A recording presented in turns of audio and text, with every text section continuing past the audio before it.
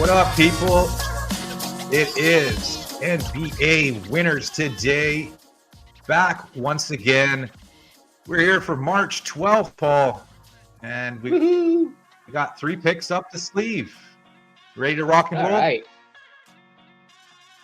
Oh, okay. Yeah, go ahead. Okay, so yeah, March yeah. 12th. Twist my rubber arm. Ow, ow, ow. Okay, I got you, Paulie. I got you.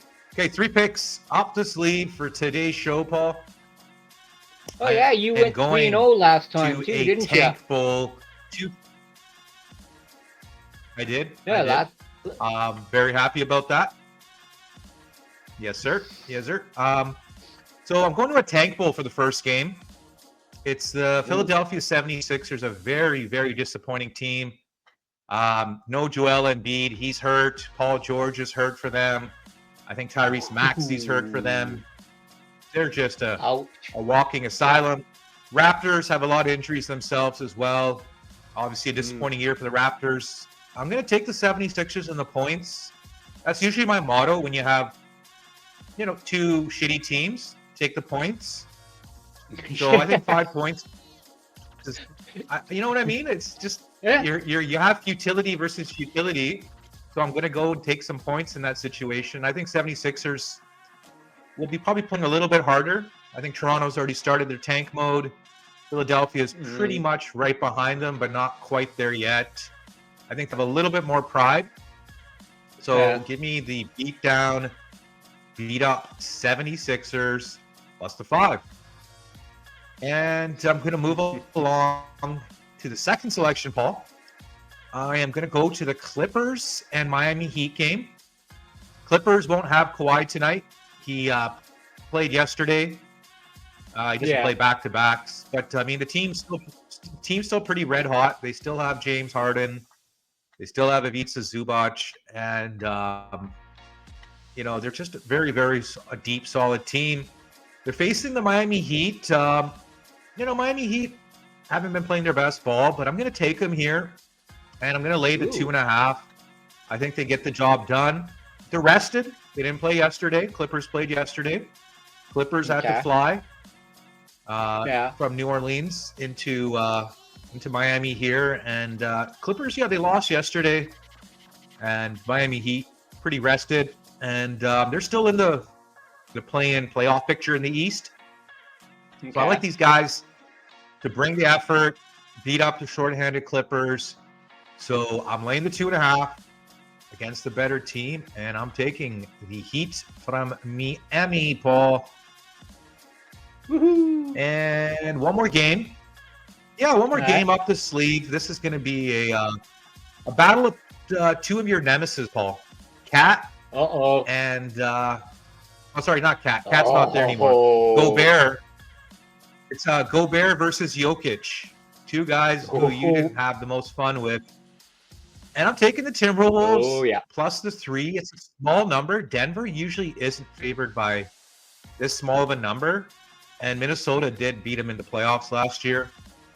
So I think Minnesota is obviously a really tough matchup for Denver. And Minnesota has been struggling. Denver's been flying pretty high. Obviously, when you have the Jokic guy, he's just triple-double machine.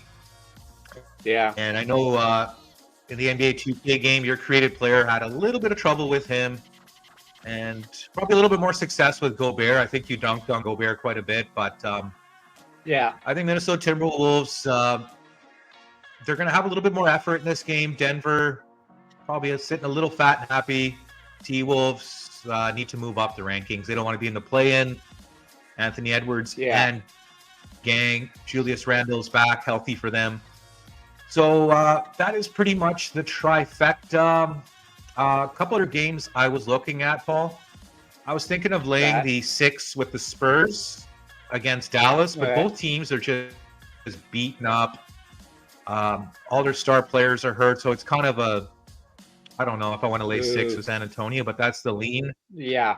And I was also leaning OKC versus Boston in the battle of, 2 of the top teams in the NBA.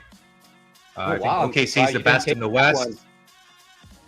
I was really close. It's just the injury concern. They're saying Jaylen Brown's probable. Jason Tatum's questionable. Porzingis is questionable. Like, so I don't know if they're going to play or not, right? And they don't announce it till like sometimes half hour, 20 minutes before the game. So it's just too much uncertainty. I've been doing that. Yeah. And then I've been losing some games. If they do say that these guys are playing, I'm pretty sure you probably take that bet, wouldn't you? You know, if you get enough time to put the bet in, knowing that these guys are going to be playing, then you know you probably will. Or it's one of those ones where you know you'll kind of wait till halftime to see what's going on, check the point spread, see who. And you might not bet on the whole game.